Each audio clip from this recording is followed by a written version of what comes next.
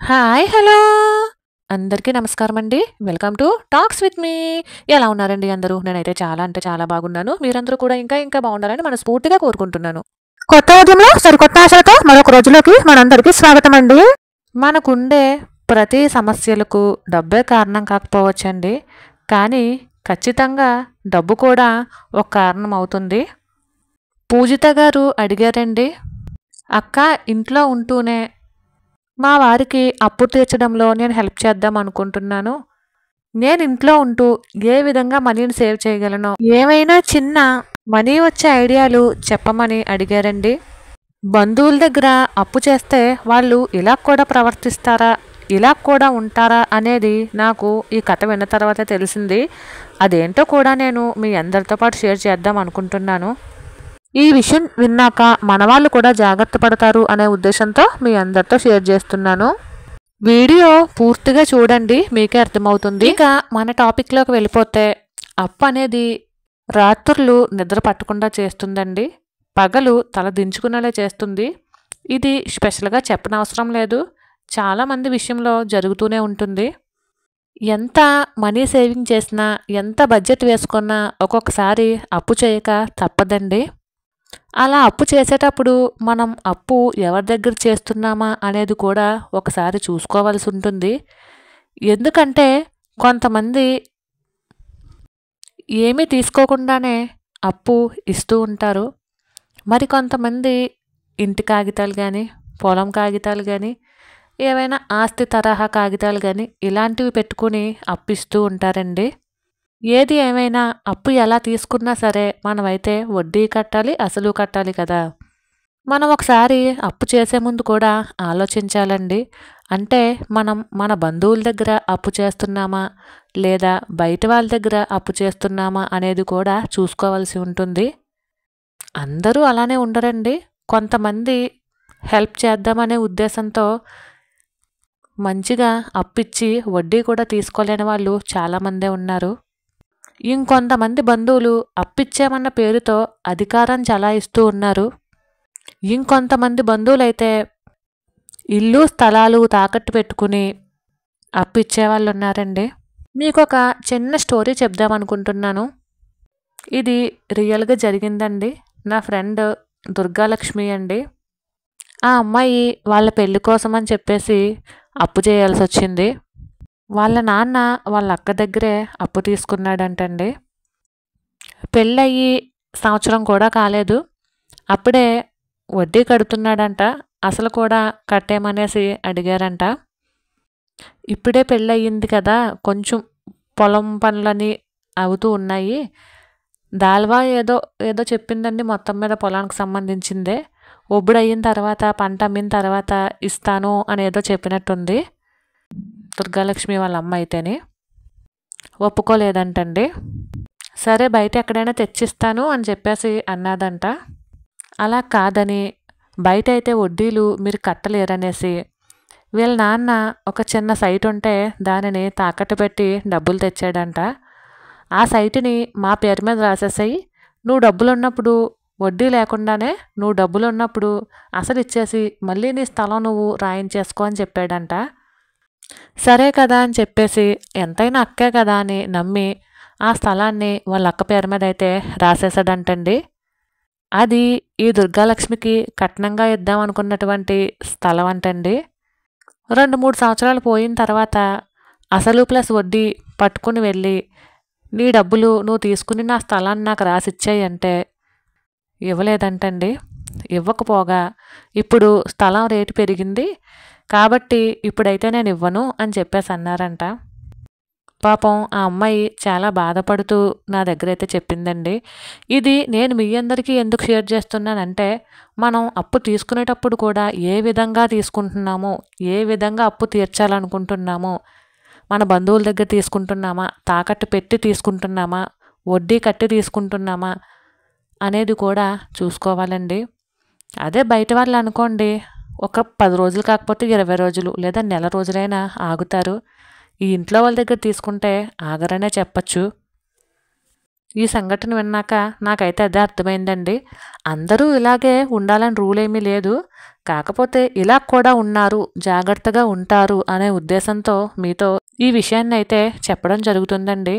ఎందుకంటే అప్పులనేవి సహజమండి. అది ఇప్పుడు తీసుకోవచ్చు, గతంలో తీసుకోవచ్చు, లేదా ఫ్యూచర్‌లో తీసుకోవాలనుకోవచ్చు. ఆ అవసరం రాకుండానే ఉండాలి. ఒకవేళ అవసరం వస్తే తప్పదు కదా! కాబట్టి ఇలాంటివన్నీ కూడా చూసుకొని అప్పు చేసేటప్పుడు ఆలోచించి ఎవరి దగ్గర చేస్తున్నామో అనేది కూడా మన మైండ్‌లో ఉండాలి అనేది నా అభిప్రాయం అండి.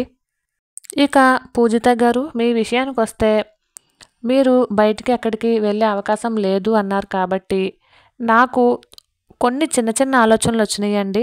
అవి మీకు నచ్చి ఫాలో అవుతాను అంటే ఫాలో అవ్వండి. లేదంటే వదిలేసేయండి. ఈ విధంగా చేస్తే కనీసం మీ అప్పులు తీరిపోతాయని నేను చెప్పలేను కానీ కొద్దో గొప్పో మనీ వేస్ట్ కాకుండా ఉంటుంది అనేది నా భావన. ఇంకా వంటగదిలోనండి ఫస్ట్ మన ఆడవాళ్ళు కిచెన్‌లో అస్సలు ఫుడ్‌ని వేస్ట్ చేయకూడదు. ఈరోజు రైస్ మిగిలిపోయింది అనుకుంటే మన చిన్నప్పుడు ఏం చేసేవారండి, మరుసటి రోజు పులిహారో లేకపోతే దద్దోజనమో ఇలా ఏదో ఒకటి చేసి పెట్టేవారు కదా! కనీసం అలా అయినా చేసుకుంటే మనకి ఒక పూట టిఫిన్ అయితే కలిసొస్తుంది. ఇక రెండవది, బట్టలు ఐరన్‌కి ఇవ్వడం మానేసి మనమే నేర్చుకుని చక్కగా ఇంట్లో ఐరన్ చేసుకుంటే నెలకి ఒక 800 ఐరన్ నిమిత్తం మిగులుతాయి అనేది నా అభిప్రాయం అండి. బట్టలు ఐరనే కాకుండా మనకి స్టిచ్చింగ్ అని వచ్చిందంటే ఒక్కొక్క జాకెట్‌కి ఎంత తగిలేస్తున్నామండి. జాకెట్‌కి 350, 400, అదే మోడల్ జాకెట్లకైతే 500, 600, ₹1000 కూడా ఉన్నాయి. కాబట్టి మనం బయట అందరి బట్టలు కుట్టనవసరం లేదు. కనీసం మన జాకెట్లు మనం, మన డ్రెస్సులు మనం, కనీసం మన నైటీల మీద మనం కుట్లు మీద కుట్లు వేసుకోవడం, మన చీరలకు మనం ఫాల్స్ వేసుకోవటం, ఏదో చిన్న చితక చిరిగిన బట్టలు మనవి మనం కుట్టుకున్నా సరే మనకి కొద్దో గొప్పో మనీ మిగులుతుంది. లేదు మిషన్ ఇంట్లో ఉండి మనకి చీరలు అవి ఇవి కుట్టడం రాదు అనుకున్నప్పుడు కనీసం చిరిగిపోయిన బట్టలు మన ఇంట్లో పక్కపక్కన ఎవరైనా ఉంటారు కదండి, మన వీధిలో కానీ ఇలా ఉన్నప్పుడు నేను ఇలాగా కుట్ల మీద కుట్లు వేస్తాను లేదా చిరిగిపోయిన బట్టలు కుడతాను అంటే కనీసం ఒక 100, 200 వస్తాయి కదా! ఇది నా ఐడియా మాత్రమేనండోయ్. మన బట్టలు మనం కుట్టుకున్నా చాలా డబ్బులే మిగులుతాయండి. బయట వాళ్ళకి కుట్టినా తప్పు లేదు. ఒకవేళ బయట వాళ్ళకి కుట్టడం ఇష్టం లేకపోతే మన బట్టలు మనం కుట్టుకున్నా మనకి చాలా మనీ అయితే మిగులుతుంది.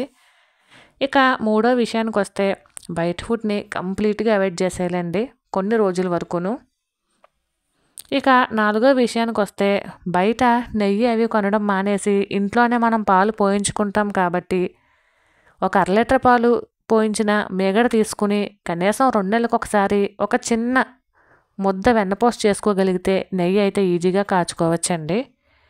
ఇంకా తర్వాత మన వంటగదిలో మసాలా పొడులు, సాంబార్ పొడి, కారపు పొడి, ధనియాల పొడి, జీలకర్ర పొడి ఇలా రకరకాల పొడులు ఉంటూ ఉంటాయి కదా! అవి మనం బయట కొనుక్కుంటూ ఉంటాము. అవి అసలు హెల్త్‌కి మంచిది కాదు. పైగా కొంచెం రేట్ ఎక్కువ పెట్టే కొనాల్సి ఉంటుంది. అలా కాకుండా మనం ఇంట్లోనే మన పొడులను మనమే చేసుకుంటే ఖర్చు కలిసొస్తుంది. ఆరోగ్యపరంగా కూడా బావుంటుందండి. అలానే వెజ్ పచ్చళ్ళు, నాన్ వెజ్ పచ్చళ్ళు ఇవి కూడా కొంటూ ఉంటాము. కొనకుండా మనకి యూట్యూబ్‌లో బోలెడు రకాల పచ్చళ్ళు ఈ రోజుల్లో అవైలబుల్‌గా ఉన్నాయి. మనం యూట్యూబ్ ఆన్ చేస్తే ఒకసారి పోతుందేమోనండి. రెండోసారి అమ్మో లాస్ట్ టైం మనం దెబ్బ చేసేసాం పచ్చడి, ఈసారైనా బాగా రావాలి అని చెప్పి మంచిగా పట్టుకోవడానికి ట్రై చేస్తాం కదా! ఇప్పుడు యూట్యూబ్ ఆన్ చేస్తే మనకి చాలా రకాల పచ్చళ్ళే దొరుకుతున్నాయి. చాలా రకాల వంటలు దొరుకుతున్నాయి కదండీ! మనకు గాని బాగా కుదిరినాయి అనుకోండి అవి సేల్‌కి కూడా ఇవ్వచ్చు కదా! అలానే ఈ పొళ్ళు, కారప్పొళ్ళు, మిరప్పొళ్ళు ఇవి కూడా మనం సేల్ చేయొచ్చండి మన దగ్గర ఓపికున్నంత వరకును. వీటి కోసం మనమేమి బయటికి వెళ్ళనవసరం లేదు కదా! ధనియాలు, జీలకర్ర ఇవన్నీ మన వాళ్ళకి లిస్ట్ రాసిచ్చేసినా వాళ్ళు తెచ్చిచ్చేస్తారు. మనం పొడి చేసుకుని బయటకి సేల్ చేసుకోవచ్చు. అలానే ఈ పచ్చళ్ళు కూడా ఇంట్లోనే ఉండి పట్టచ్చు, బయటికి సేల్ చేయొచ్చు. పచ్చళ్ళు కూడా చాలా కాస్ట్ ఉన్నాయి కదండి ఇప్పుడు. నాన్ వెజ్ పికిల్ ఉందనుకోండి తక్కువలో తక్కువ ఒక 500 గ్రాములు, 1000 గ్రాముల పచ్చడే 500, ₹1000 ఉంటున్నాయండి నాన్ వెజ్ పచ్చళ్ళు అయితేనే. వెజ్ పచ్చళ్ళు మేము ఎప్పుడూ తీసుకోలేదు. మాకు రేట్లు తెలియవండి. నాన్ వెజ్ పచ్చడైనా మొన్న నా ఫ్రెండ్ స్టార్ట్ చేసిందండి బిజినెస్. దానికోసం అని చెప్పి తన దగ్గర ఒక బాటిల్ తీసుకున్నాను. దానివల్ల నాకు రేటు తెలిసింది. లేదంటే మ్యాక్సిమం అన్నీ ఇంట్లో నేనే చేసుకుంటాను. అలానే మీరు కూడా ట్రై చేస్తే బోలెడు రకాలు మనమే పచ్చళ్ళు ఈజీగా ఇంట్లో పట్టుకోవచ్చండి. ఇక తర్వాత విషయానికి వస్తే టీ అండి. మనం టీ బెస్ట్‌గా పెట్టామనుకోండి, అంటే టీ బాగా కాసామనుకోండి, మనకు దగ్గరలో ఏయో చిన్న చిన్న వర్క్ చేసుకునేవాళ్ళు, పని చేసుకునేవాళ్ళు ఉంటారు కదా! వాళ్ళకి దగ్గరికి వెళ్ళి, "మేము ఇలాగా టీ సప్లై చేస్తాం మీకు, మాకు మనీ ఇవ్వండి" అని చెప్పామనుకోండి, వాళ్ళే వచ్చి పట్టుకెళ్ళిపోమని చెప్పండి. ఒక ఫ్లాస్క్ తీసుకొని వాళ్ళే వచ్చి పట్టుకెళ్ళిపోమని చెప్తే వాళ్ళే పట్టుకెళ్ళిపోతారండి. ఇది కూడా నా ఫ్రెండ్ ట్రై చేసింది. ఇప్పుడు చేస్తుంది కూడాను. అందుకనే మీ అందరితో షేర్ చేస్తున్నానండి. ఒక కప్పు టీ రూ. 5 వాళ్ళే వచ్చి ఫ్లాస్క్‌లో పోయించుకుని తీసుకెళ్ళిపోతారు. ఈ విధంగా మనం తలుచుకోవాలి కానీ మనీని ఎక్కడైనా ఏ విధంగా అయినా పోగు చేయొచ్చు. అండ్ అలాగే ఏ విధంగా అయినా మనం ఆలోచించి చిన్న బిజినెస్ అయినా స్టార్ట్ చేయొచ్చు. అలానే ఇంటి ముందు కానీ, ఇంటి పక్కన కానీ ఒక పెరడు లాంటిది లేదా ఒక చిన్న ఖాళీ స్థలం లాంటిది ఉందనుకోండి, అందులో ఇంటి ముందు పువ్వుల మొక్కలు, క్రోటాన్ మొక్కలు కాకుండా వెజిటేబుల్సు, ఆకుకూరలు ఇలాంటివి వేసుకున్నామనుకోండి, ఆర్గానిక్‌గా మనవి మన కాయగూరలు మనం పండించుకుని హెల్తీగాను ఉంటుంది తిన్నట్టు. అలానే వెజిటేబుల్స్ కానీ, లీఫీ వెజిటేబుల్స్ కానీ ఆర్గానిక్‌గా పండించి మనం బయటికి కూడా సేల్ చేయొచ్చండి.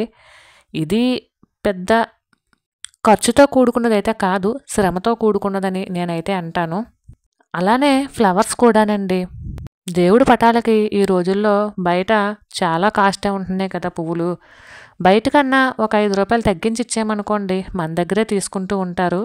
అలానే స్థలం అది కొంచెం ఎక్కువ ఉంటే కోళ్ళని పెంచొచ్చండి. ఈ రోజుల్లో నాటు గుడ్లకి, నాటు కోళ్ళకి చాలా గట్టి రేటే ఉందండి. అంటే మీరు ఇంట్లో ఉండి చేసుకోగలిగేవే అడిగారు కాబట్టి, నాకొచ్చినటువంటి ఆలోచనలు మీకొకసారి షేర్ చేస్తున్నానండి. ఇందులో ఏవైనా మీరు పాటించాలి అనుకుంటే పాటించండి. అలానే చీరలకు కుచ్చులు వేయడం కూడా ఈజీయేనండి. మన చీరకి మనం వేసుకున్నా కూడా రూ. 150 మిగిల్చుకున్నట్టే. నా ఫ్రెండు బయట చీరలకి కుచ్చులవి వేస్తూ ఉంటుందండి. 300 కానుంచి 400 తీసుకుంటుంది ఒక్క చీరకొచ్చేసి.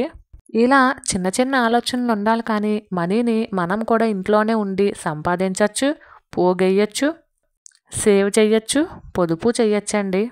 మరైతే ఇదేనండి ఇవాల్టి వీడియో. ఈ వీడియో కనుక మీ అందరికీ నచ్చినట్లయితే please like, share and subscribe. మరైతే ఉంటాను. Thank you for watching. Bye.